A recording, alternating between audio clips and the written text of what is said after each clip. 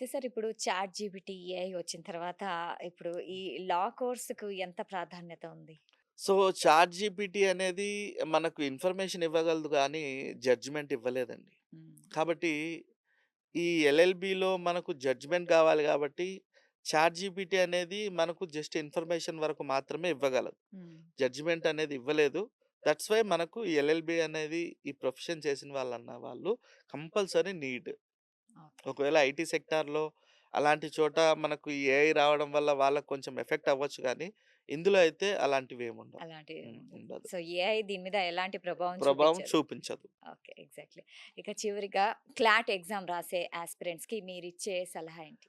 So, ఈ year గావచ్చు, లేదా జనరల్‌గా క్లాట్ ఎగ్జామ్ రాసే స్టూడెంట్స్‌కు నేను చెప్పేదేంటంటే, కన్సిస్టెంట్‌గా మీ ప్రిపరేషన్‌ను స్టార్ట్ చేయండి. హ్మ్.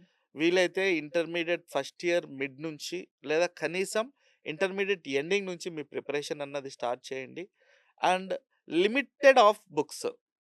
బుక్స్ మార్కెట్‌లో దొరికేవన్నీ తెచ్చుకోవద్దండి.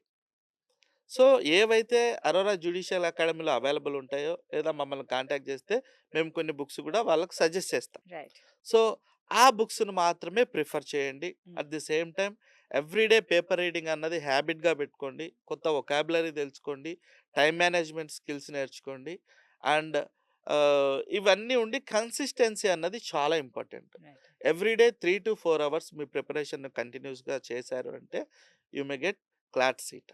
సో, చాలా చాలా థ్యాంక్ యూ సో మచ్. ఎందుకంటే మంచి విషయాలు చెప్పారు. సో, కెరీర్ ఆపర్చునిటీస్ చాలా ఉన్నా కూడా అంటే కెరీర్ ఆప్షన్స్ చాలా ఉన్నా కూడా మనకి ఇప్పుడు లా చదవడం ఎంత ఇంపార్టెంటో మీరు చెప్పారు. సో, మీ వాల్యుబుల్ టైమ్ ఇచ్చినందుకు thank you so much. Thank you అండి. సో, చూసారు కదా! ఇంజినీరింగ్, మెడిసిన్ మాత్రమే కాదు. మనకు బెస్ట్ కెరీర్ కావాలంటే లా కూడా ఇప్పుడు చాలా అంటే అవగాహన ఎక్కువ పెరుగుతుంది. ఇది ఇవాల్టి కార్యక్రమం. మరో కార్యక్రమంలో మళ్ళీ కలుద్దాం. అంటిల్ దెన్ కీప్ వాచింగ్ సాక్షి టీవీ.